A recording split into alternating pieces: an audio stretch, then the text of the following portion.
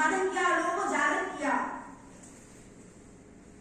आज देश भर में सरकार चल रही है, संगठन हो रहे हैं, संस्थाओं के संगठन हो रहे हैं, ये सब संविधान से ही हो रहे हैं, संविधान के अनुरूप ही चल रहे हैं ये सब।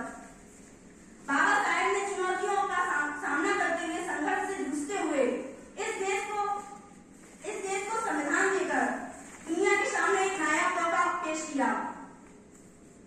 डॉक्टर बी आर अम्बेडकर ने कहा, शिक्षित रहो, संगठित रहो, शिक्षित बनो,